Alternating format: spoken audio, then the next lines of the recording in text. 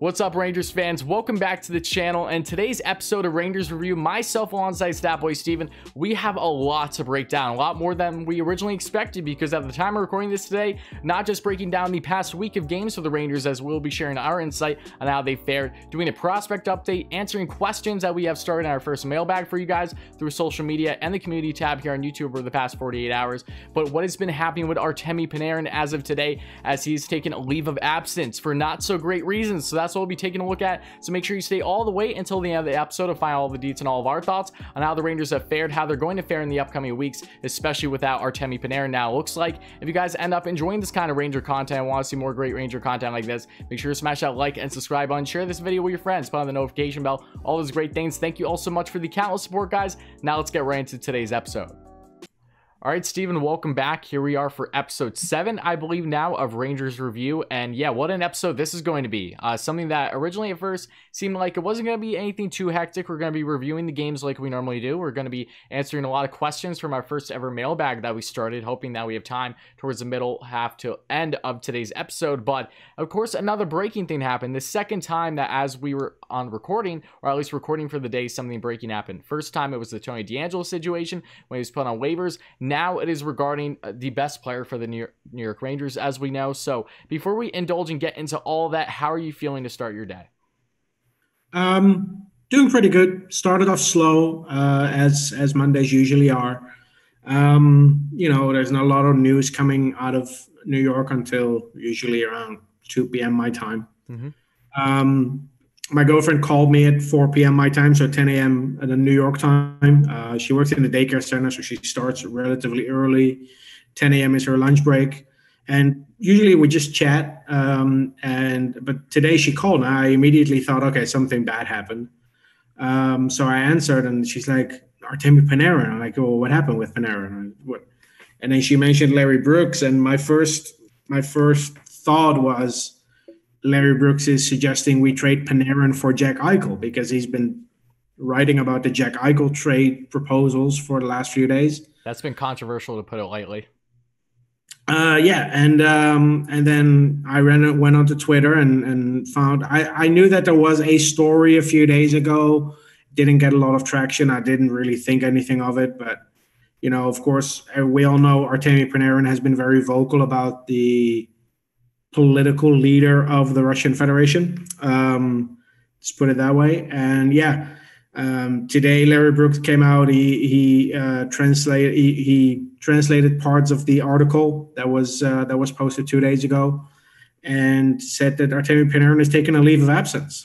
Yep, and to even go further, Brooks said the following, actually. Panarin's taken a leave of absence from the Rangers in aftermath of political hit piece against him from Russia, alleging that he beat up an 18-year-old girl in Russia in 2011. So this is not a joke, first of all. Like, just any type of any allegation you have to take with, you know, the most seriousness. But something like this, where it goes beyond the Rangers organization, and they were very quick for the most part to reply to this. As we know, the story really came out in early morning. I believe Eastern time, it was right around 6 a.m. At least for me. It'll be different for you. But not long after we saw these reports from Brooks, the Rangers came out with their statement.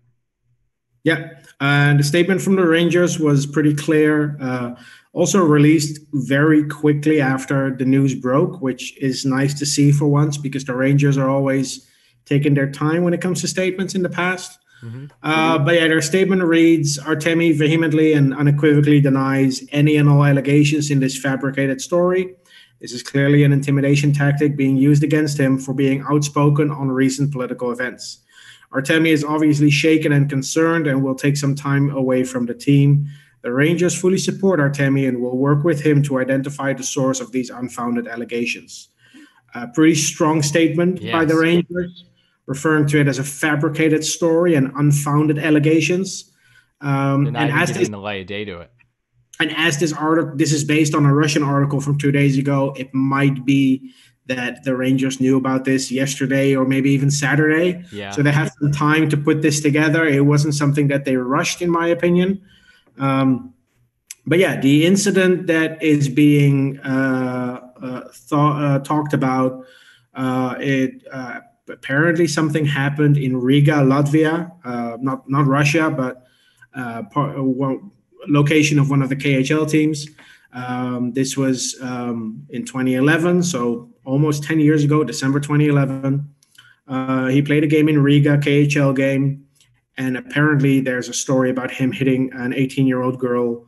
And according to the story, police was involved. And with the dates that I know, and the fact that police was involved, it shouldn't take too long to track this down and to either confirm or deny that it actually happened. Yes.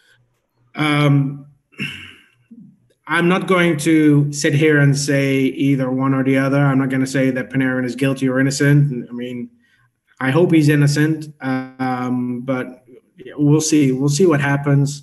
I'm pretty sure they'll look into this, and we'll see how long Panarin is away from the team. But it's just another in a line of unfortunate circumstances that Ranger fans have had to deal with in the last 12 months. In the last 12 months, we've had the Shesterkin and Buchnevich car accident, then the Keandre Miller Zoom incident, then Lundqvist was bought out, which hit a lot of Ranger fans hard. Zibanejad was battling COVID and missed camp. Then the whole DeAngelo saga a couple of weeks ago, and now Panarin taking a leave of absence. It's just one after the other, it feels like.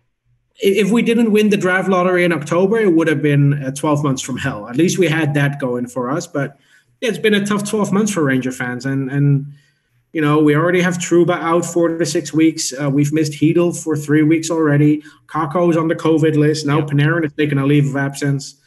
It's not looking good. And honestly, the last thing this team needed was another distraction in the locker room. And this is not Panarin's fault. I'm not saying it's Panarin's fault, but it is still a distraction in the locker room. It is something that will impact the team. Hopefully they can rally around it, you know, as we've seen in 2014 when Martin St. Louis' mother passed away. The team rallied around it, and St. Louis scored that amazing goal on Mother's Day to spark the comeback against the Penguins.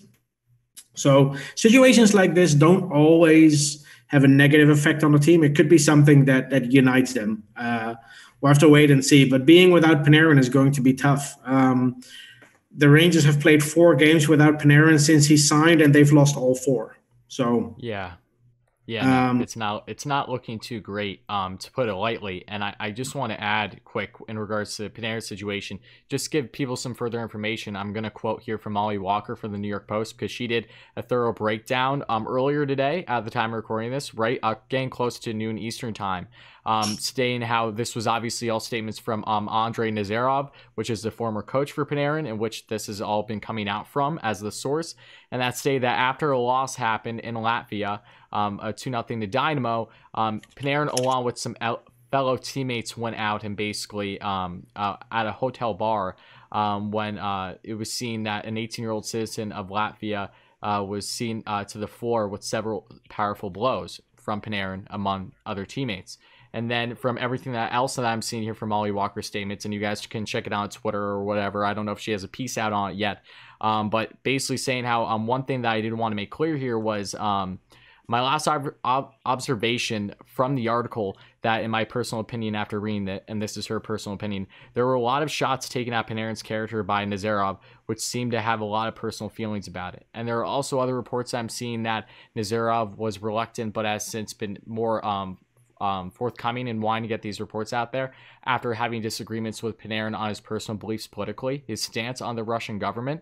Now, how truthful that is, I'm not sure. But again, the fact that you have the Rangers organization to come out with that type of bold statement as it is, basically saying that, yeah, we're not buying this for 1 second. We know that this is politically backed and it's a problem, and that Panarin is definitely fearing for not just himself. He could be worried about his family to an extent, because again, this is beyond, you know, hockey for the most part. This is a serious matter, whether these allegations are true or not. But to have the Rangers organization feel that comfortable saying that they aren't, again, I really pray to God that none of this is true, that it is all fabricated. It's definitely like just such a jaw-dropping scenario, if you will. When I first came across all of this, and I'm still trying to unwrap it and figure it out, break it all down at the time of recording this, I'm still left kind of speechless that, like, wow, this actually happened. Panarin will probably be out for a decent amount of time.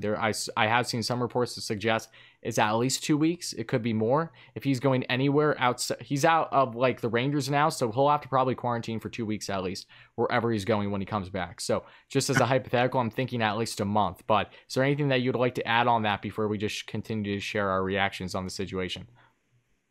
Yeah, I'm not going to go dive into it too deep because I simply don't know enough about it. I see some people on Twitter already jumping to conclusions. Yeah, of course. There was one person who retweeted a fact check that turned out to be incorrect. It had some holes in it. The fact check suggested that Panarin wasn't in Riga. Well, it took me 2 minutes to debunk that because he played the game in Riga that evening. Yeah, you just look it up like normal statistics.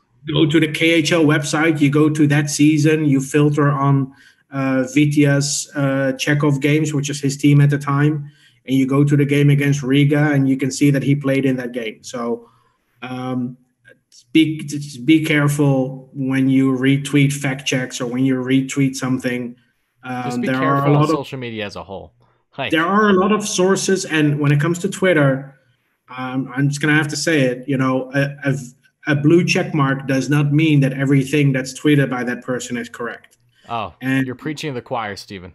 And a person not having a blue check mark does not mean you should automatically discredit that information. There is a Latvian reporter, Ivis Kalnins, who used to work close to the KHL. He has reached out. He lives in Latvia. Mm-hmm. He's reached out to local authorities and to the hotel where the alleged incident happened.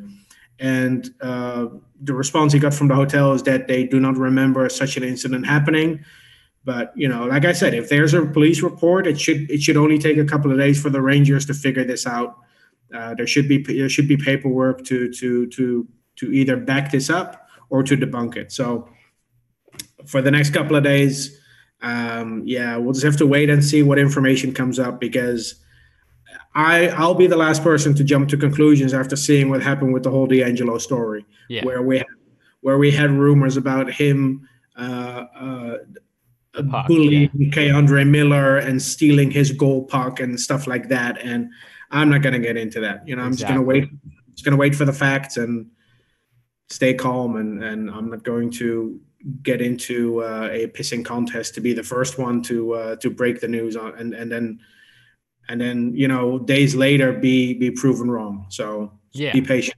It'll come out in the next couple of days. Oh, absolutely. Yeah, that's kind of the least of my concerns. My obvious concerns are, okay, once we find out all this information, you know, how safe is Panarin as a whole and his family? Because that was kind of the first thing that I initially thought of in this situation. It sucks that you have to think of it that way, but at least there are fair reasons to be like, okay, what are the exact reasons why he's taking the leave of absence besides what we know currently? But yeah, no, in a nutshell, it absolutely sucks. It's a terrible situation. I hope nothing but the best for Panarin and his family, and that hopefully that these allegations are not truthful by any stretch of the imagination. If they are, then obviously that's something to address on a different day. But now the Rangers don't have Breadman, who's their best player. There is no doubt. Since he arrived with the Rangers a year and a half ago, he has been nothing short of a stud. It leads the team in 18 points in 14 games. He has been remarkable, and even coming back from injury, he's still over a point per game. Like, this guy just doesn't stop. And as you said already earlier, how the Rangers without Panarin aren't nearly as strong. Now you add in Capo Kakko, has been one of, if not the best Ranger forward at times throughout the season, has gotten stronger by the game, who's still out on the COVID list currently. And then you also have Hedl, as we know, who was really flying up until he got hurt in that game. I believe was that game against, it was prior to the Buffalo series. So it's not been fun. And now Trouba out too. It sucks, to put it lightly. I don't think there's any other way to sugarcoat the situation currently. So what are your initial thoughts on the Rangers going forward? And before we kind of do a fairly quick recap on how their past 3 games have went this week. Moving forward, it's going to be rough. I mean, we're still missing Trouba for 4 weeks. Kakko is still on the COVID protocol list. Hedl was removed from the COVID protocol list, but he's still injured. So it'll be tough. And we have 2 games against the Bruins coming up. In my opinion, the best team in the East. I think they're better than the Tampa Bay Lightning. But we'll get to that in a minute. Yeah, it's not going to be easy for the Rangers, and hopefully they can rally around this. We've won two in a row, so maybe we can build on that, even though we don't have Panarin. But yeah, this is just another distraction. Like I said, another distraction for the team that will impact the way they approach, the upcoming games. And with other Russian players like Shosturkin and Buchnevich and Georgiev, and yeah, I know he was born in Bulgaria, but he's Russian. He defines as Russian. Yeah. Yeah. He's dual citizen, so he's both Russian and Bulgarian. So I'll name him as a Russian in this case. The other three Russians on the team will be impacted by this a little bit more than the rest of the team, I feel, because it impacts their heritage and they are linked to Panarin. So will this come back to affect their families in a way? Yeah. Who knows? And this all plays in the back of their heads. So we'll see what happens. But my expectations weren't that high to begin with. Prior to the season, and with every distraction we've had to deal with our top six being absolutely horrible the first month. They're finally waking up, which is nice. But with the top six being horrible the first month, I mean, it hasn't been a fun season so far for me. No. I'm almost starting to get to the point where this season where I'm looking forward to it reaching its end and really just excited about the upcoming season where I think we're going to see a lot more potential. But things need to change before then, regardless. Part of the rebuild, you have to go through all the highs and the lows, right? You can't just. And that's the thing. When you watch your team during a rebuild, you don't watch for wins. You watch for positive. Yeah. You watch for progress. You watch for your young guys taking that next step. Reaching that next level. And we'll get to that in a minute when we recap the games this week. But that goal by Lafreniere on Saturday. Beautiful. A big step. And such a big, I not to get on a tangent or anything, but the wait by Panarin there to make sure the wait for the defenseman kind of get out of the way. Beautiful. Yep. Absolutely beautiful. Well, we'll dive into that goal because I have some good things to say about that goal specifically. It's not going to be all negative here today at Rangers Review, right? No. There's still some positives. We did win 2 out of 3 games, so I guess my prediction was wrong. Yeah, I don't even know what mine was, to be quite frank. I'm assuming it wasn't completely accurate, however. Well, it couldn't be because we predicted 4 games and the 4th one was rescheduled. So yeah, no, that's true. Yep.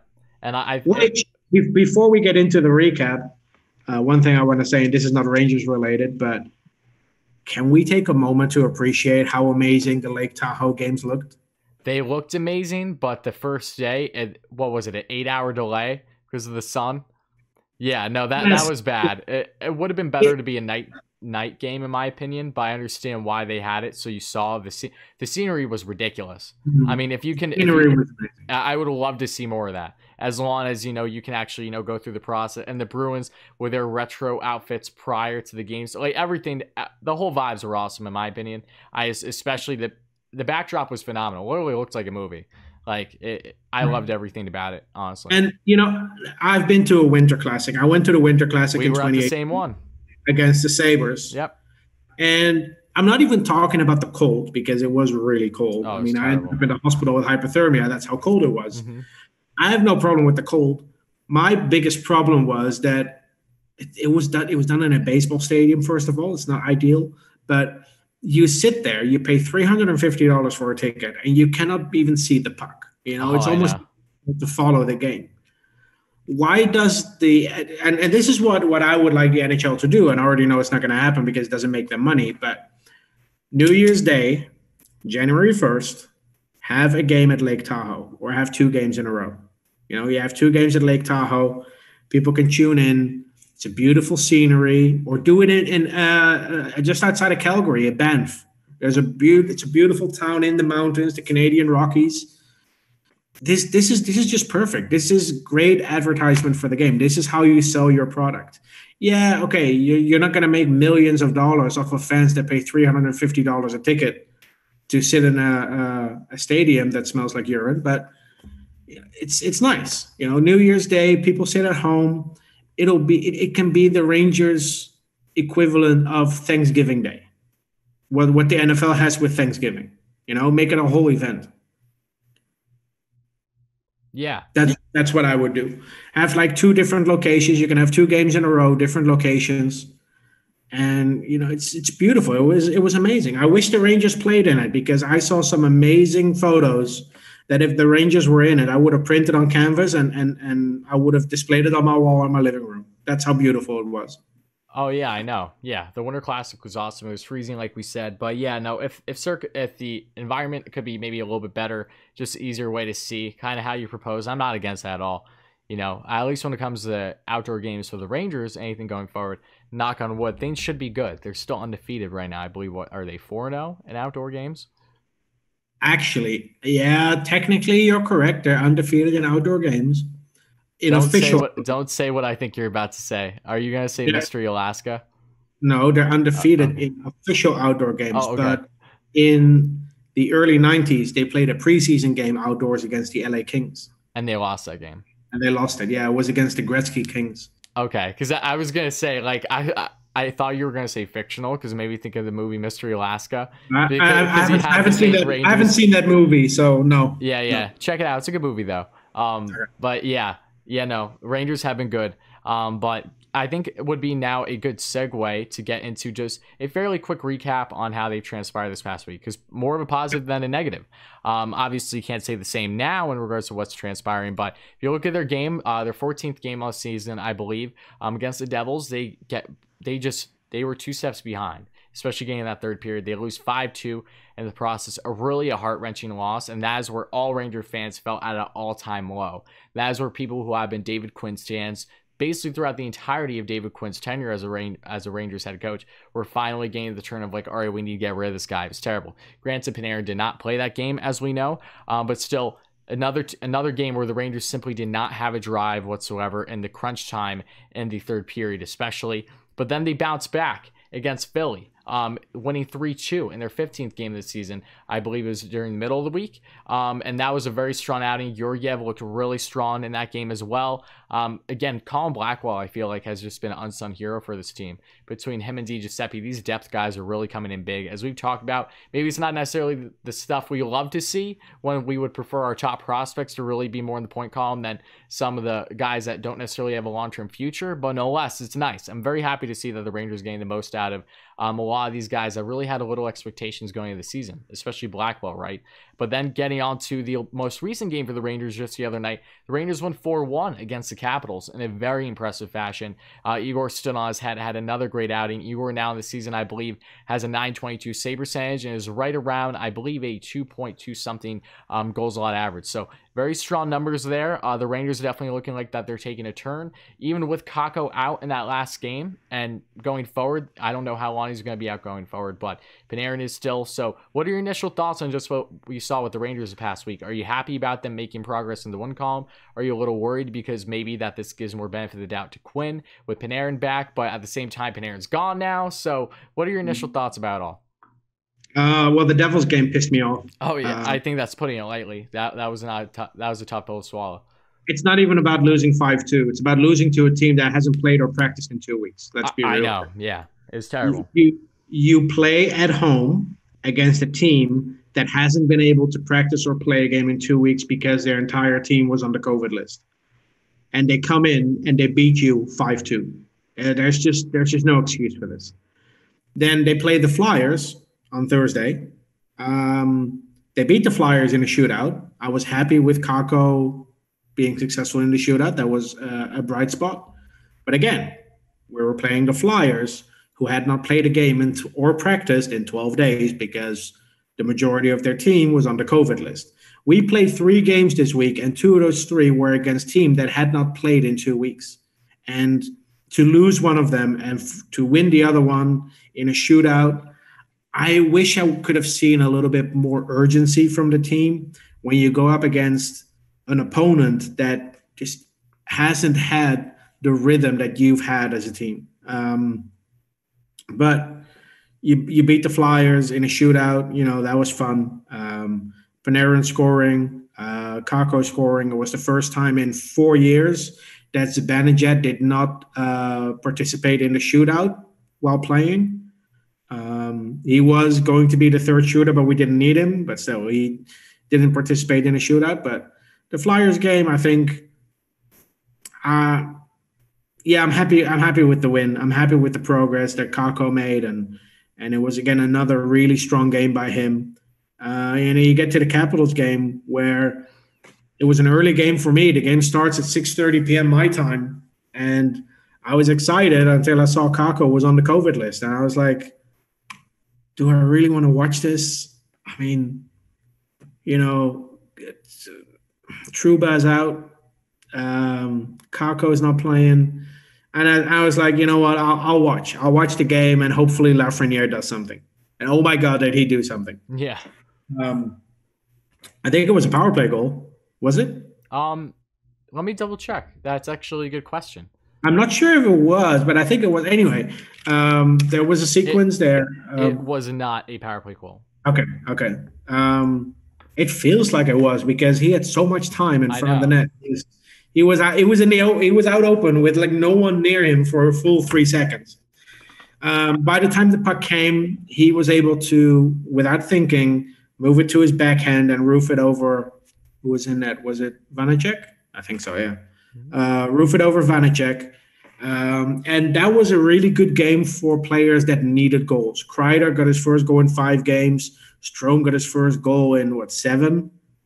Lafreniere's first goal in 8, I think. Zibanejad had his first goal in 13. So it was a good game. Hopefully that's the confidence that we can build on. But unfortunately, then the Panarin thing happened. But when I look at this team, I want 4 players or 5 players to just play well and progress. It's Shesterkin, Fox, Miller, Lafreniere, and Kako. Those are the only 5 I care about at this point because Panarin is already what he can be. Those 5 need to progress. And Kako, we talk about his shootout winner, but I want to talk a little bit about what he did in overtime. I shared that video on Twitter, and it was quite a popular video of his sequence where he had the puck in 3-on-3 overtime for a good 45 seconds.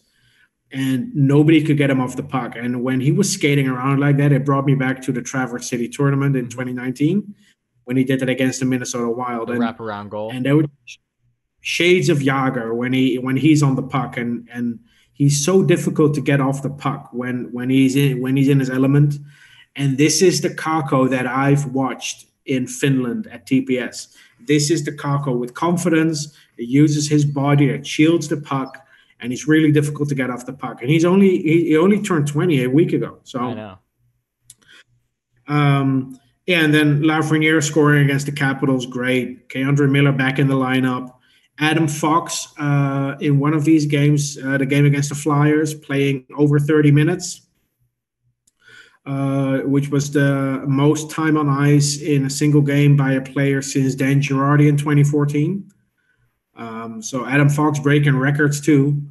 You'll love to see it. It's on the one hand, it's nice. On the other hand, I wish we had a little bit more trust in our bottom pair defensemen. Oh, for sure. So we wouldn't have to ride a defenseman for 30 minutes. When Nils Lundqvist played 28 minutes and 17 seconds for the Swedish national team, I had no idea he wouldn't be the Rangers player with the highest time on ice in a single game this month. Yeah. Yet he was. Mm-hmm. So, but Adam Fox is really good. I just don't. My minor criticism about Adam Fox is that I don't really like him on the power play. I know. Yeah, we talked about that a bit. I want to say though about Foxy, if that was the Flyers game, wasn't that the game Miller was still out? Correct. So that's why they had Johnson in. I think so. Yeah, Johnson and Smith. Yeah, that bottom pair on paper didn't look too pretty either. So yeah. But looking at the team, looking at the power play, the first power play unit finally got a goal against the Capitals, which is nice. I know. It felt like forever. It really did. Only took them 4 weeks, I think. I just hope that they can build on this. And I've been saying this for weeks on Twitter. When you're on the power play, you have to move around. Don't just stand there. And that was the first time they were moving around and the shooting lanes open up. So hopefully they can build on this. The second power play unit got to go against the Flyers. So special teams is buzzing. That's great. Now we just need, hopefully, Zibanejad, Strome, and Kreider to build off of the goals they scored and hopefully regain their form, because I'm going to share something with you that I researched and found elsewhere. But Sure. I was going to tweet this today until the whole Panarin thing happened. I don't think people are waiting for this, but are happy to read this now. But Mika Zibanejad is on pace for 20 and a half points based on 82 games, compared to 107 points based on 82 games last season. Yeah. That would be a negative differential of 87 points. I know, that's a big deal. The biggest drop-off in points in a single season is 34, and it was Bill Barber in 77, when he went from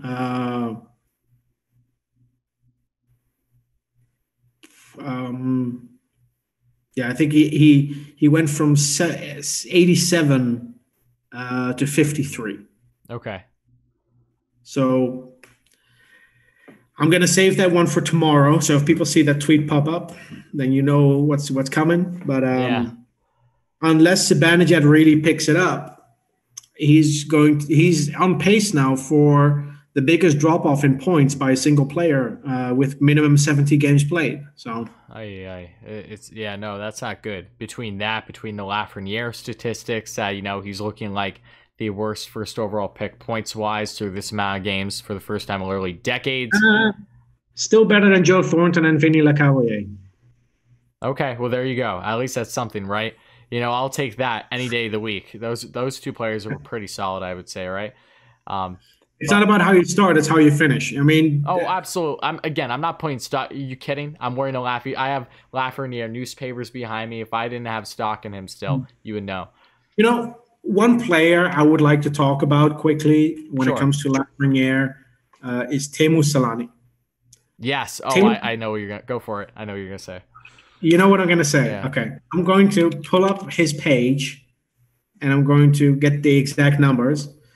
Teemu Selanne in his rookie season had 67 goals and 132 points in his rookie season. He never came close to breaking either record. He set his career single season records for goals and points in his rookie season. His second highest goals was 51. His second highest in points, 52. His second highest in points was 109. So Teemu Selanne is a Hall of Famer. Yeah, he's amazing. But for some reason, he never managed to eclipse the numbers he put up in his rookie season. Yeah, it's almost like maybe when he broke on the scene, just by taking educated guesses here, that teams really didn't know what to expect with Teemu coming in, this flying Finn. And then, he just takes the role by storm his rookie year. And then I shouldn't even say he gets humbled a bit. He still had a phenomenal career going forward. It was just, as you already said, it never lived up to the hype of what he originally was from his first year. He made his NHL debut at age 22, I think.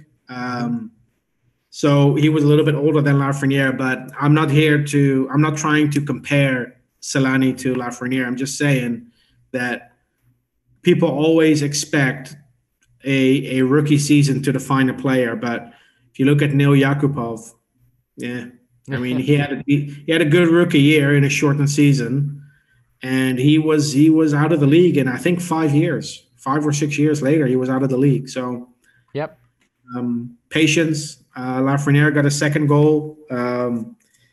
I have my issues with Lafreniere's production, but I don't blame Lafreniere for it. I think he's still the most talented player in the draft. And Tim Stützle in Ottawa is having a great season, and I'm a big Tim Stützle fan, but I wouldn't trade him 1-for-1. I wouldn't trade Lafreniere 1-for-1 for Tim Stützle right now.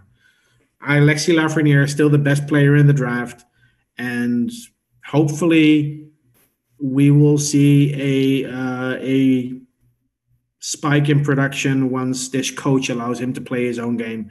Because that's my biggest criticism of our head coach, is that he doesn't allow players to play their own game. It's like he coaches them as if they're college kids.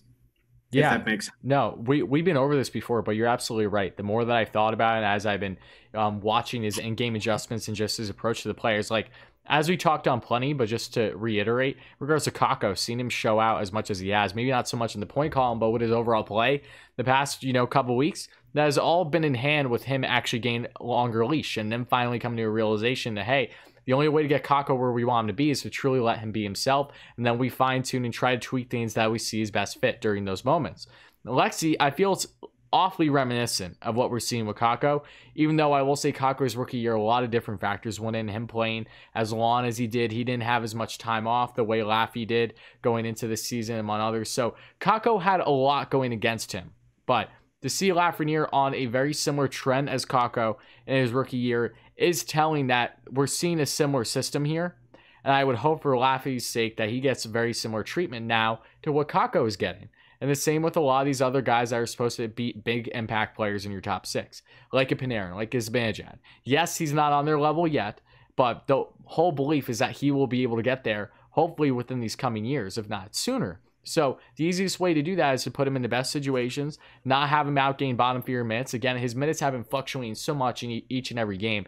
Again, there's just so much uncertainty with these young guys in the lineup. And I think that, as in connection with what you've been saying, has been driving me the most mad, I would say. Because yes, you have to discipline these guys. You can't just give them all the ice time in the world if they're not deserving. Yes, I get it. But you draw a line somewhere, okay? And if you look at the system that Ottawa has implemented with their young guys, like a lot of them are really standing out in my opinion, but this is a team where they are in fact on a full rebuild, where you can tell they're on a full rebuild. They're going to get blown out. But even if they get blown out, say they lose 8-4, those 4 goals are coming from a lot of their young studs that are either rookies or they're in their sophomore season. Mm-hmm. Versus this and looking at the Ottawa Senators, I'm not saying Tim Stützle is a better player, or it's just not true, but he's playing more exciting hockey at the moment than Alexis Lafreniere. Mm-hmm. Tim Stützle is noticeable if you watch the Ottawa Senators. And Ottawa Senators are an awful team. Yeah, they're going to be bottom 3 this season. They're going to get another high draft pick because their team just isn't good. But their young guys are actually getting the opportunity to play their own game. And yeah, defensively, they have some lapses, and I think Lafreniere is better defensively than Tim Stützle, but boy, do I enjoy watching Tim Stützle more than Lafreniere so far this season. I hate to say it as a Rangers fan, but you can't blame yourself for having that stance right now. He's in better opportunities too, but he looks comfortable. He looks comfortable in the sense of Lafreniere looks like he should be in the league. No doubt, he has the size, he has the ability. But in regards to certain hesitations, being too passive, maybe feeling that he's not in the wrong place at the wrong time, all those kind of factors I think are more present with his play. He makes a safe play. It's like he's being pushed to make the safe play, which I'm not a fan of. Yeah, he looks the equivalent to, I could just take myself for instance. When I first burst on a scene with a certain team playing in sports, because my biggest sport growing up was especially soccer, I excelled at. As I played in more competitive leagues and travel among those, when I was the youngest kid coming in, because I would be a lot of times, I'm normally playing with guys 2, 3, even 4 years older than myself in travel, one of the first things that I always looked at was, okay, just try to do all you can to make sure that you have a place on this team. I would love to show out, but I was given limited minutes like no tomorrow. So whenever I was out there, I either I gave my all, but at the same time, I also was very hesitant. I was very passive. I wasn't as explosive as I was when I was coming from my previous league. Because my previous league, I was one of the older kids on the team. I was really, when you thought of the team, you thought of me, that type of situation. Now you come in this new group, everyone is at least at your level, if not better. So it completely diminishes your confidence to an extent when you know that things are really at an all-time high with making sure that you better be performing or you're simply not going to get the ice time. I kind of see those similarities to an extent with Laffy and just try to make sure that he does more right than wrong. But at the same time, because of that, it is leading him to do more wrong things than right in regards to taking full advantage of the limited opportunities he has. Yeah. And when it comes to Lafreniere, I'll say this. When you watch the Rangers and when you watch the Senators and the Red Wings, the Rangers are a better team.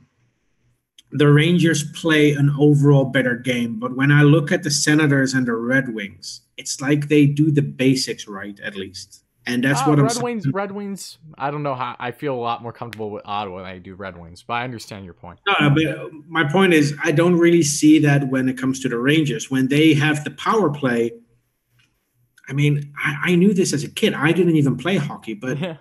I have to move around. I played soccer when I was a kid. I grew up in Europe. When the other team had a red card, or when I was playing rugby, when the other team had a yellow card, which is a sin bin, you have to go off the field for 10 minutes. You have a man advantage. The trick is to always keep moving because eventually they cannot keep up. It's the same in the NFL. Wide receivers have to keep moving. You make a second move and a third move and a fourth move, and eventually you'll be open. But the Rangers' power play is just static. There's one guy on the left, one guy on the right, one guy in front of the goal. There's one guy in the middle who's sort of skating back and forth, and then Adam Fox at the blue line who has the puck. It's not dynamic enough. It's static. And when you look at the Red Wings, when you look at the Senators, when they are on the power play, their power play moves. They're always rotating, and it's so much more difficult to defend. And when it comes to zone entries, this is something that annoys me about the Rangers as well. I was actually I stopped count when I got to 8, but 5 minutes into the game against the Capitals, I counted 8 times where the Rangers dumped the puck the moment they got to the blue line, and it's so frustrating to watch because I see other teams just skate it into the zone and keep possession of the puck, and that's how you get pucks on the net. That's how you start your offense. And it's like the Rangers, to start off the game, they always go for the safe option, like low risk, high reward situations, if anything. Or in the Rangers' case, low risk, no reward, because there is no reward for dumping it behind the net and going for a line change. There is no reward for that because all of a sudden you're on the defense again. And I know you cannot always skate it into the zone. There has to be a little bit of a balance, but it doesn't feel like the Rangers have that balance. It feels like the Rangers dump it more than they actually try to make a play. Yeah, I mean, no, you're exactly right. And it sucks because especially with a rebuilding team like this, when you see other teams rebuilding and not far off from where you are, where on paper you still have the better team even with some injuries out, and they still just look a loss. Your top 6 is still struggling. Yes, they're starting to connect more, which is great, but again, what we talked about in regards to referring to Tortorella in the past, where this team is definitely, it's so team first that it's to the point where it's a little unbearable for a team that needs these guys to blossom and develop.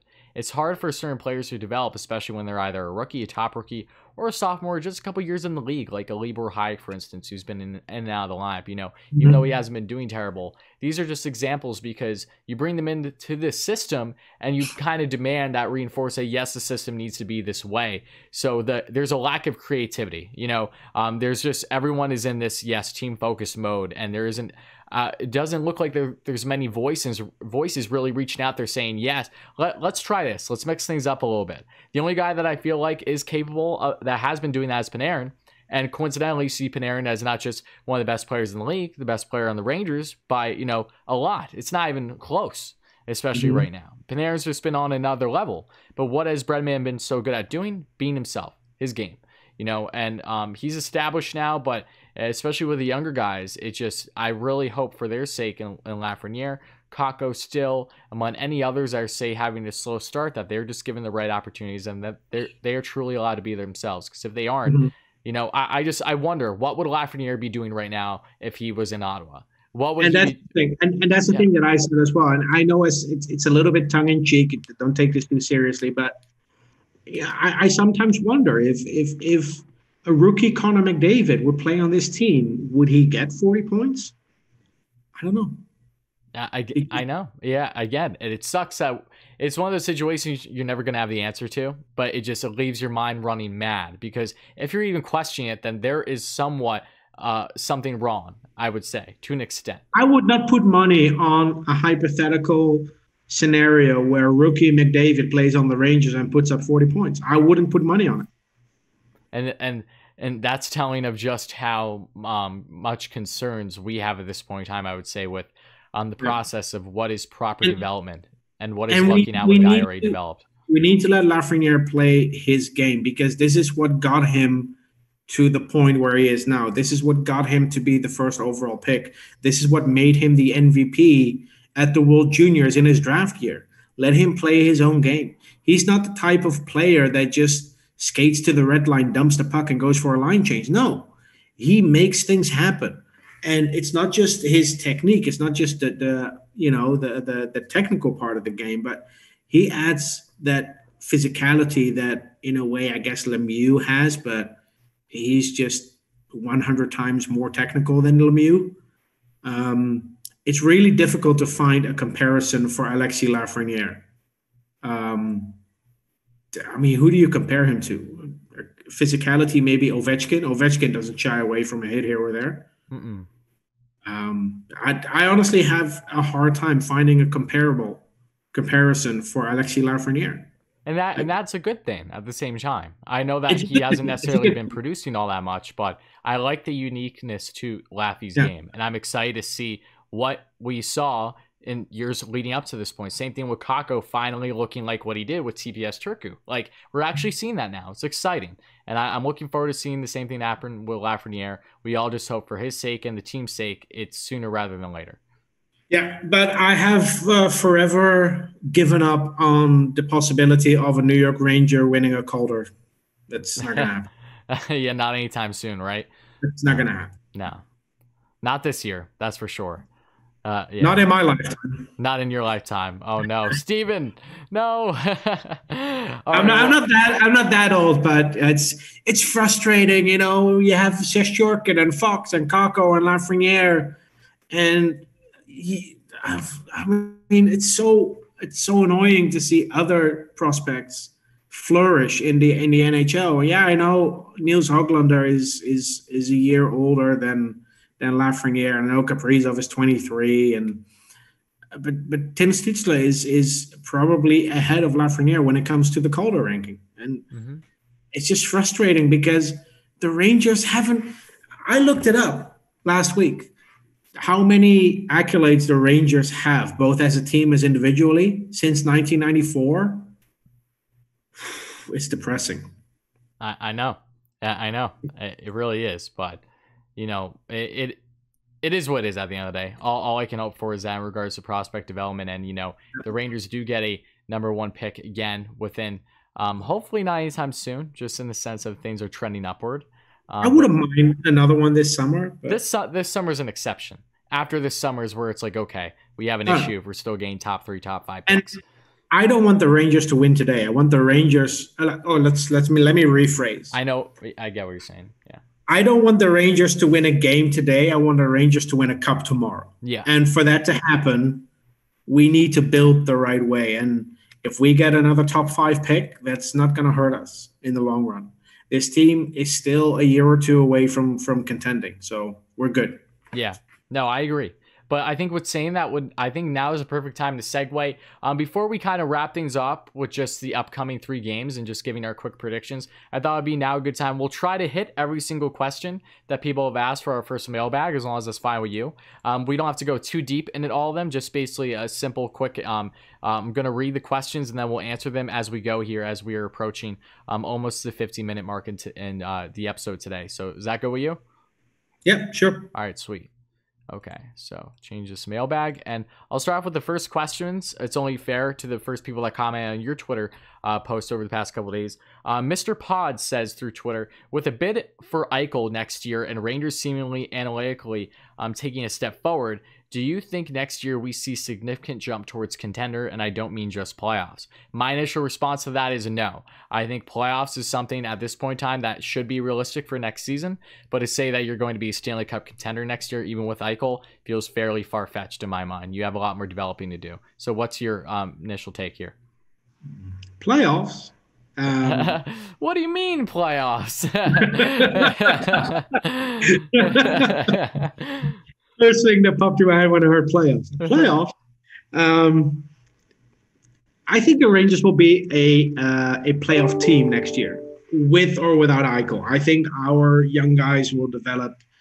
Panarin will still be young enough. Trouba is really getting into his own now that Brady Shea's gone. And it's almost impossible for the Rangers to have a start as bad as this year again, right? Yeah. No, So no, you're right. I think we'll make the playoffs with or without Eichel. Personally, I'm not a fan of trading for Jack Eichel, and it has nothing to do with Eichel. It has everything to do with how much it will cost to acquire him. That's fair.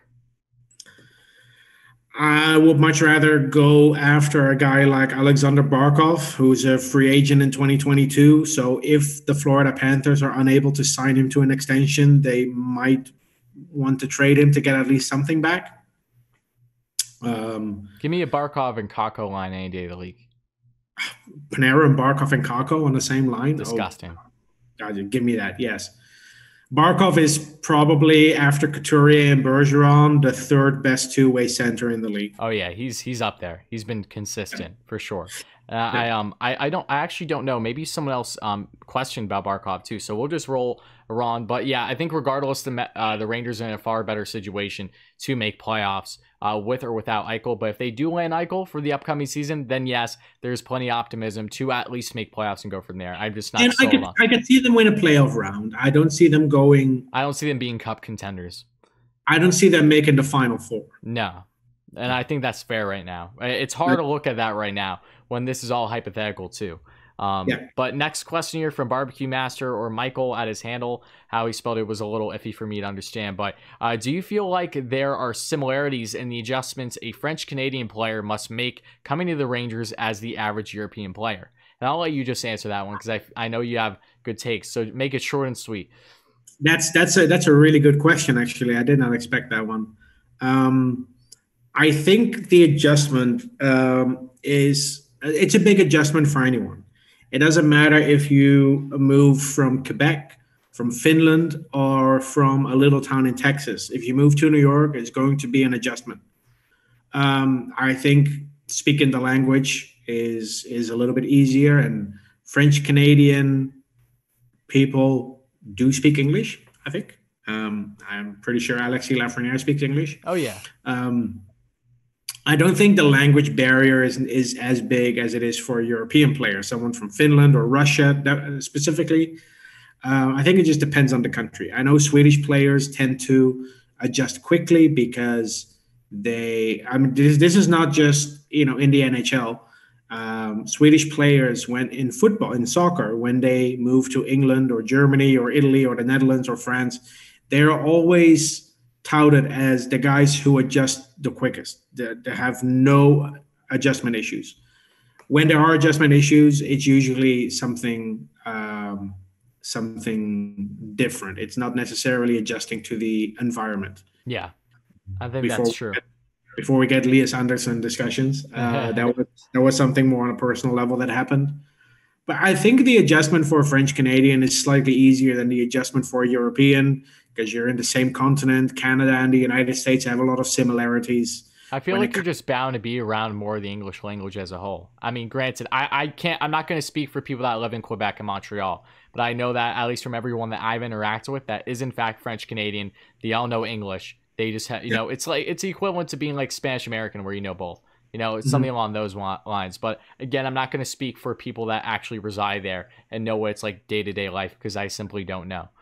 Look, and when I was 21, I moved to South Africa. I know the adjustment you have to make moving to a different continent where society is completely different. And I think the jump from Canada to the United States or vice versa is a lot smaller than someone jumping from Europe to North America. Yeah, I think that's fair. But let's get on to the next question now from Dan Detto at New York, Dan Detto on Twitter. I continue to look forward to at this team and the makeup of the roster moving forward. And again, these questions are prior to the Panarin news, so let's make that clear.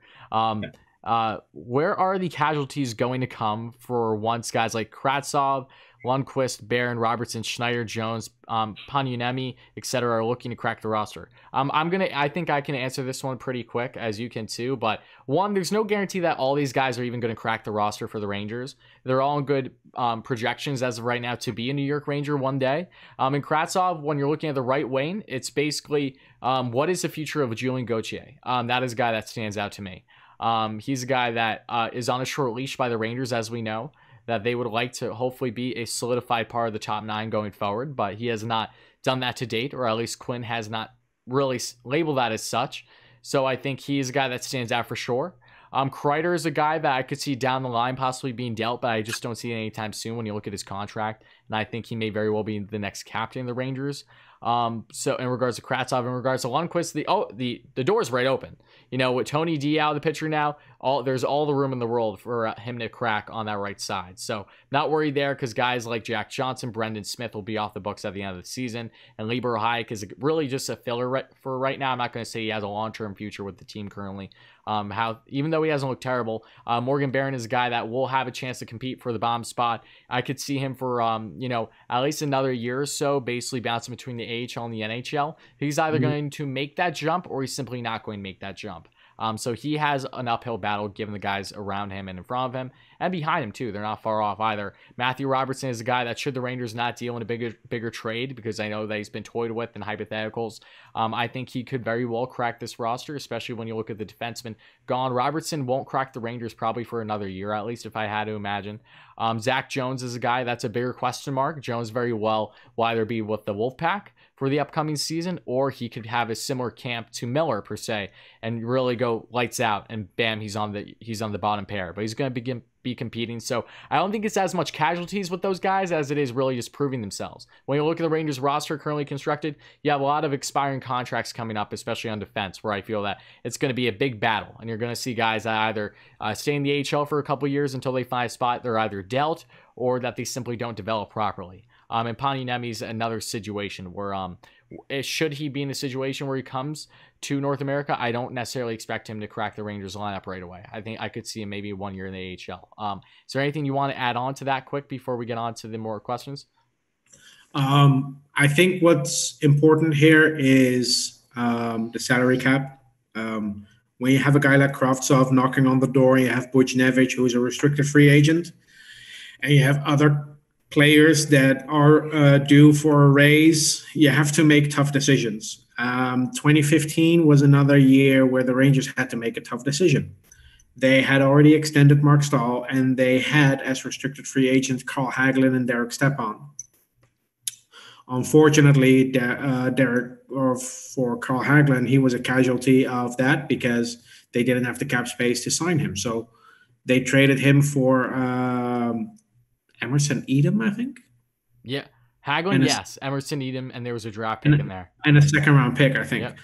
This is what can happen to some of the Ranger prospects. And as excited as I am about all these prospects, and I've spoken to a bunch of them for my interview series, guys like Zach Jones, Nils Lundqvist, Hunter Skinner, you just don't know who's going to stick around and who's going to leave. Over the last few years, we've seen big trades where prospects are being sent to other teams. We had the Matt Duchene trade that saw Samuel Girard end up in Colorado. It's not like Colorado needed another stud defenseman, but hey, they got one. So we'll see what happens. The Rangers traded Anthony Duclair in the Keith Yandel trade. It happens. Yep. The Washington Capitals, probably still the dumbest trade of the last 20 years, gave up Philip Forsberg for Martin Erad. I know. Wasn't that something? Yeah. My ideal trade would be a Ryan Johansson, Seth Jones type trade where you trade from a position of strength to address a big weakness. And as much as I like Nils Lundqvist and I don't want to trade him, a trade that I would be totally on board with is one where we send him to Anaheim for Trevor Zegras. Yeah. And Anaheim isn't doing that. Anaheim is probably not doing it. It has nothing to do with the value because I think the value is on point. It's just that they need centers as much as they need defensemen, but maybe a trade to the LA Kings for Alex Turcotte. And it might not be Nils Lundqvist. Maybe Matthew Robertson is part of a deal like that, where they trade Matthew Robertson and maybe a pick to the LA Kings for Alex Turcotte. So the Rangers having this prospect pool is great, and not everyone will make the team. Some will be used as trade chips. Some might not reach their potential. It happens. Sometimes kids never really get out of the AHL. It's an exciting time to be a Rangers fan because it's like going to the casino, going to the roulette table. If you have 30 different chips that you can put on the table, your chances of winning are a lot bigger than when you only have 4 of them. Oh yeah. Yeah, no, you're exactly right. Yeah, no, great response. But getting on to another question, let's see here. Wow, this is a funny comment. What are your thoughts on Panarin opting out for the rest of the season? And this was earlier today, so my assumption is that this was just because of the whole Panarin situation that we know. So I thought that was funny. We kind of addressed this, but I'll just reiterate. Quick thoughts on Lieber Hayek, according to C. Fajan, or feel like he's a young defenseman that flies under the radar. Does he have a future with the team? I think long-term future, no. Short-term future, yes. I think Hayek has looked basically the best that we've seen out of him since his first year with the Rangers, when he called up for like a game or two before he got that significant injury. But yeah, long-term future-wise, I don't think Hayek has a whole lot there, just with the type of prospects that are very much going to be up and coming in the next year or two on the left side. And again, it depends on, this is where the salary cap comes in again. Yeah. If you can keep Hayek on the team for the next 2-3 years and pay him less than $1 million a year, you do it. Mm-hmm. If he suddenly takes a step or two and he demands $2.5 million a year, you trade him, because you're not going to have a guy on the third pair who earns $2.5 million a year. This is how teams like the New York Islanders and the Montreal Canadiens in the past got into trouble, because they would pay $3-4 million for a fourth line winger. They would pay $2-3 million for a third pair defenseman, and the Rangers cannot afford that. So this is where the system, the prospect pool, comes into play. When a player is earning too much for the role he plays, you move on from him and you replace him with someone new. The Rangers did it with Hagelin. Hagelin got $4 million a year from Anaheim in 2015. The Rangers could not afford it and should not have paid $4 million for a bottom six winger, which he basically was after that. So that was the right move, as much as it hurt. And Hayek, I think he's good enough to be a third pair defenseman in the NHL. I don't think he's the Rangers' best option on the third pair, if that makes sense. Yeah.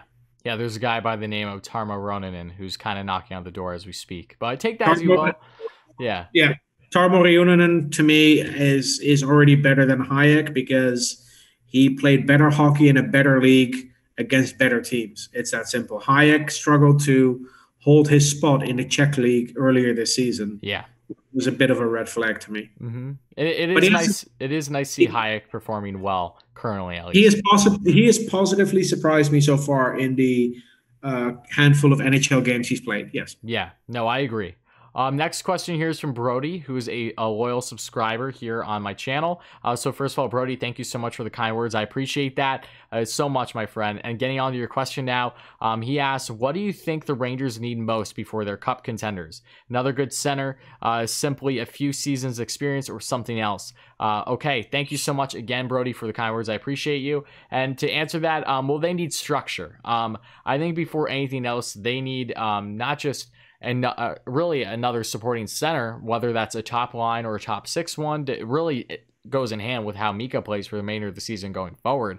But you just need structure more than anything. I think the biggest issue currently is this actual system that we have in place. Yes, experience will help, and as the Rangers get more into being playoff and then actual Stanley Cup contenders, they will have guys further developed, and they'll have a good mix, I would imagine, of this core group, but also some veteran leadership, if you will.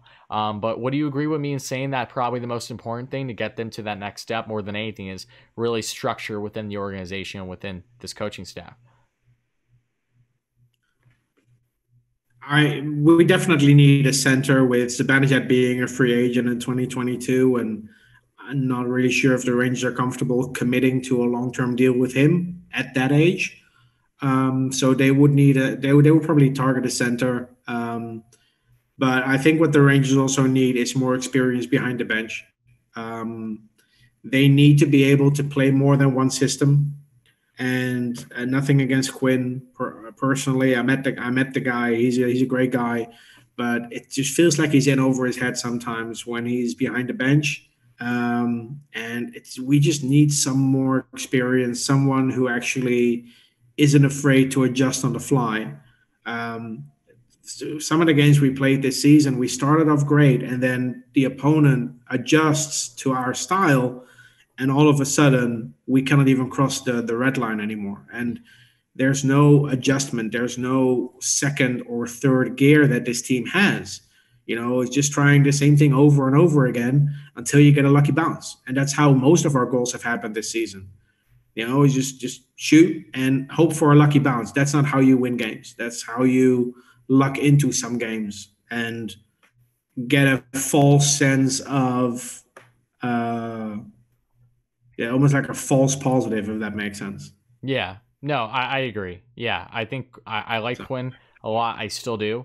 Long term, I'm not sure if he's going to be the guy to help get the Rangers to the This is his third season. This is his third season. After the season, he's been here 3 years. I think Quinn will not be here much longer, and that's not necessarily because of Quinn. It's just how the Rangers operate. And since the 1940s, only one coach has been behind the bench for 5 full seasons in a row, and that was Alain Vigneault. Yeah. Yeah, no, I agree. So, yeah, exactly. Make of that what you will. What's that? Make of that what you will about a coach's shelf life. Oh, yeah. No, exactly. There's been a trend, so we'll see if that trend continues or not. But now getting on to another comment here from Pete Thomas through YouTube. Should Quinn continue to put Laffy on the off wing as long as he is on the same line with Panarin? Well, we all kind of know the answer to that question, at least for the short-term future with no Breadman. I think that one Breadman in the and granted, he commented that before the Panarin situation too. But yeah, no, I think with Panarin, I think that's fine because Panarin definitely helps elevate Lafreniere's game, and that was evident in the game against the Capitals as well. He's a guy that is comfortable being on both the left and the right wing. It does make you wonder if constantly seesawing though with those positions can be a further impact on his lack of point production or development to an extent at this point in the season. But I think him on the right wing is not hurting his ability to perform and get the best out of him along Panarin on that same wing. Let's put it that way. It depends on who he plays with. Yeah, and 100%. This is something that has come up when I interview our prospects. Some wingers are comfortable playing the other side as long as they don't have to be stapled to that side. If you would put Lafreniere on the right wing on the same line as Chris Kreider, I think it would be a problem because Chris Kreider is a very traditional left winger who doesn't really move away from that side of the ice. Someone like Artemi Panarin is much more dynamic. He moves left to right. He has a lot of lateral movement in his game. He doesn't just stick to one side like Chris Kreider does. And that could definitely benefit Alexis Lafreniere, who has a similar style. If you look at the highlights when he played for Rimouski Oceanic or for Canada at the World Juniors, you can see both defensively and offensively that he doesn't just stick to the left. He's all over the ice. And if you have two wingers on the same line who do that, then it doesn't impact them in a negative way. So it depends on who you're playing with. I think Kakko and Lafreniere on the same line works. I think Panarin and Kakko works. Panarin and Lafreniere works. I think when it comes to Kreider, you need to have him on a line with someone who is comfortable playing on the right wing the entire game. Someone like Kaapo Kakko, who's comfortable there. Vitaly Kravtsov, Pavel Buchnevich. So it depends on who you play Lafreniere with. But when it comes to Panarin, yeah, I'm comfortable playing them on the same line. Yes. I agree. Absolutely. Next up, questions, and these are getting to the final four here, and then we'll just wrap up, do a quick breakdown of what our predictions are for the games, and then we'll get out of here. But Luke for the Orange and Blue Shirt podcast. What's up, Luke? He's a great supporter. He supports me on both my channels for the Rangers and the Mets, respectively. He said, most surprising player this season, in my mind, Keandre Miller. What's yours? Kaapo Kakko. Okay. Considering how disappointing he was last season and how dominant he is sometimes. Yeah, the points aren't there yet, but the plays there. His turnover ratio is 13-1. It's a night and day So difference with his performance currently. it's night and day. He almost plays like Mark Stone this season without the goals, but the way he robs opponents of the puck, the way he sets up breakaways, the way he just takes over entire shifts, he dominates shifts. The points will come. I think Kako has been the most impressive so far, considering what my expectations were based on previous seasons and what he's actually shown. But Keandre Miller is up there as well, yes. Yeah, no, I think that's fair. Yeah, no, Kako's been tremendous. I hope for his sake, once he's back off the list, whenever that's going to be, that he just continues to roll and hopefully takes an even bigger role, especially if Panarin's out for any time, long-term wise. But next question now from Zach. New York Rangers 27 here on Twitter says, what do you guys think of the speculation of trading Laffy and Mika for Eichel? Okay, we're not going to have a field day with this one, but we can give a simple answer, I would say. I would personally think it's ridiculous. Just would like to hear your opinion. Yeah, no, you don't trade Lafreniere for anything at this point. I'd say the only exception for Lafreniere is truly like a Connor McDavid. Outside of that, there's nothing. Just because this is a time for the Rangers to prove that, one, they can develop talent, and two, they have a franchise-altering first overall pick. You know, going into his draft year, he was so unbelievably coveted. You can see the skill set is very much there. It's just taking its dear sweet time because of the current system he's under. So yeah, I would say that Lafreniere and Eichel trade, as much as I would love Jack Eichel, do not get me wrong, I think it would hurt the Rangers in the long run, losing a guy like Lafreniere. As crucial as the center position is and everything, Lafreniere is a guy that you need to keep in this core, and I do believe that while it may not be the best in comparison to other teams, the Rangers really want to give up enough assets to acquire Eichel. They can without giving up Lafreniere. I know Sabres fans are going to be like, hell no, I don't know what you're smoking, but when you look at the depth in this prospect pool and the draft picks that they still currently have and the immediate talent on this roster that the Rangers, I would imagine, would be willing to part ways with, or it doesn't set them back, because why the hell would you trade for Eichel if you're only going to be staying back, right? I think it would work out well for them. Yeah, I don't think Lafreniere is going to be included in any trade anytime soon. The last time a team traded away the guy they picked first overall before he hit his prime was maybe Joe Thornton. First overall pick? Yeah. Oh, yeah. I think I have to imagine it's Thornton. No one else comes to my mind. Yeah. Yakupov wasn't really great by the time he was traded. Thornton really took off in San Jose and is probably a first ballot Hall of Famer. So I'm pretty sure Bruins fans would want that one back. I don't think the Rangers are trading Lafreniere. I don't see it happening. I don't see them trading Kako, Fox, or Shesterkin either. Yeah, no, neither do I. But next question now, the second to last here from Blue Shirts 30 at Jacob on Twitter says, why is it every single time you two record something huge happens within our organization? And to that, I have no clue. And it's funny, Steve and I were laughing about that earlier prior to recording this. So yeah, no, good question. We're left wondering the same thing. I don't know if we're good or bad juju. As of right now, it looks like bad because we're 0 for 2. It's only been negative things that we've seen transpire in their first 7 episodes on that front. But I thought that was a funny question. And then getting on to the last question here from John on Twitter says, how do we combat any team that decides to throw their weight around? Or will Buchnevich have to drop the gloves all year? I think that's a fair question. I mean, the Rangers on all cylinders, I think they have more size than what you would necessarily see. Losing Trouba hurts them because he is a guy that does throw his weight around. He's been more known for that than I would think his play to an extent. He's definitely been trying to take advantage of just being a strict hip checker, really being more aggressive. His game has changed a lot in a short period of time, more so for the negative than the positive, in my respectful opinion. But I understand the debates otherwise. Yeah, no, the Rangers are not a team where you're looking to have guys constantly dropping the gloves. You have Brendan Lemieux that can do that. Kreider doesn't mind defending himself when needed, but yeah, this is a team that's not going to prioritize having guys that are willing, but they do have a guy in the come up probably within the next couple of years that could basically be a Lemieux-esque with maybe some more upside, that being a Will Cooley. So again, only time will tell, but yeah, the Rangers are not going to be a team that's going to be prioritizing knowing how to defend themselves. Hopefully for their sake, they can be more of a team structure like the Bruins, for instance, where their just mentality is just ridiculous. You know, it doesn't matter the size of the guy you're going up against. None of them, for the most part, have a problem defending themselves, even their top stars. So that is what I hope for the Rangers, but that comes with mentality and coaching at the end of the day. Yeah, and I think, we need to look at the players, and you can bring physicality without dropping the gloves. Ryan Lindgren is a player who brings a physical edge to the game. You already mentioned Jacob Trouba.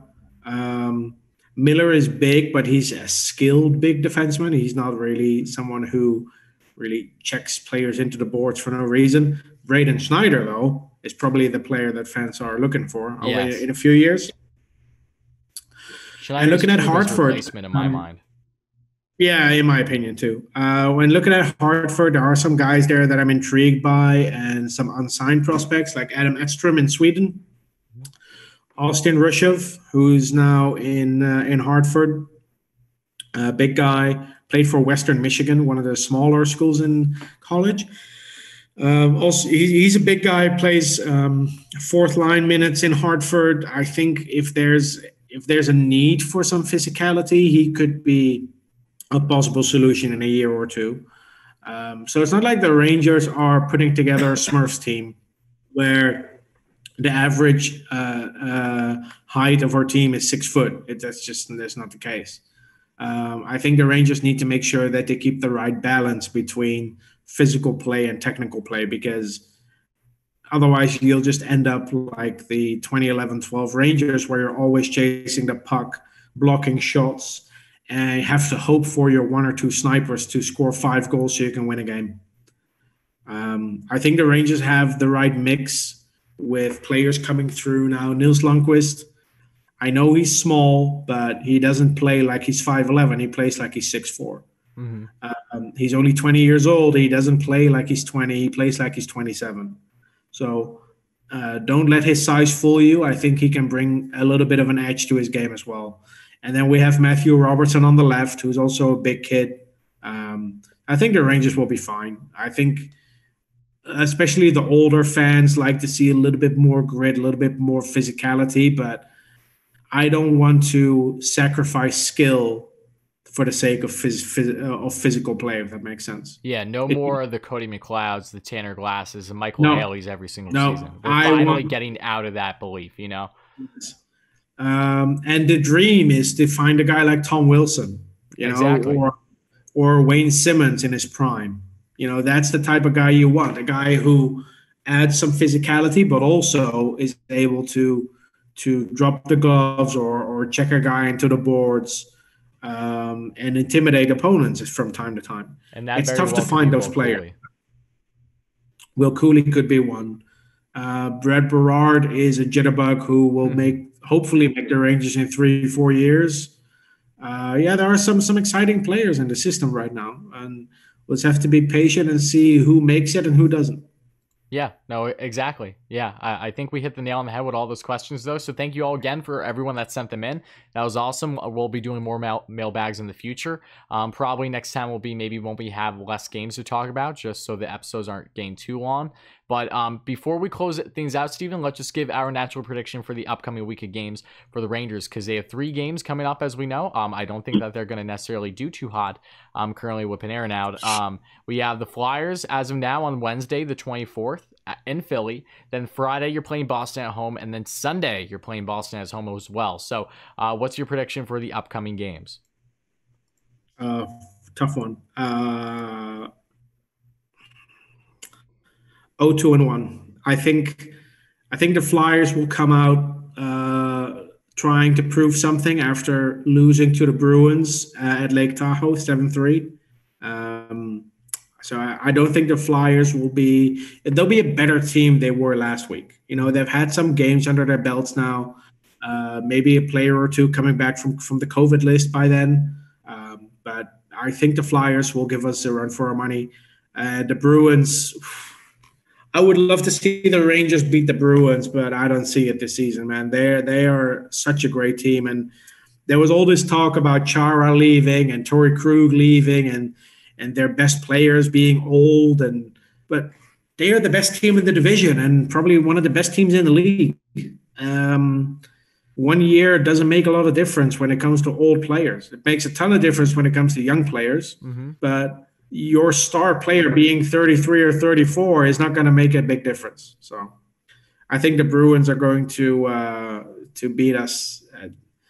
I mean, it's we're almost at that stage now where whenever the Bruins play, I root for them to win because they are the only team we cannot realistically catch. So we'll just hope for them to beat the teams that we're competing with.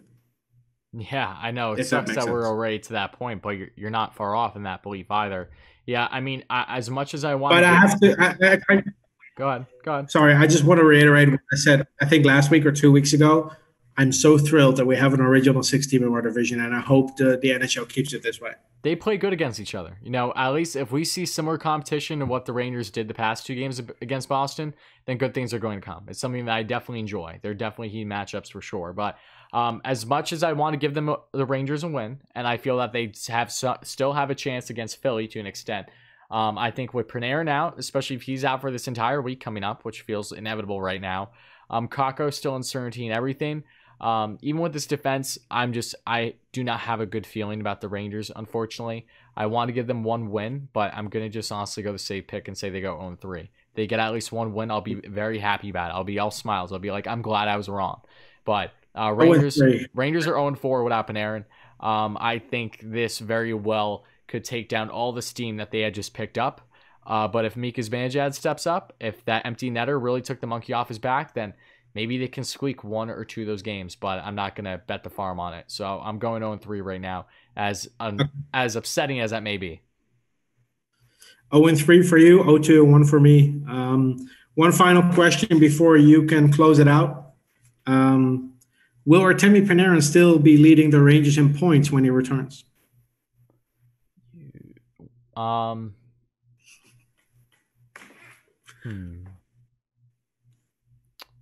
Let's see. Booch is 6 points behind behind him. 12, he's 6 points behind, yeah.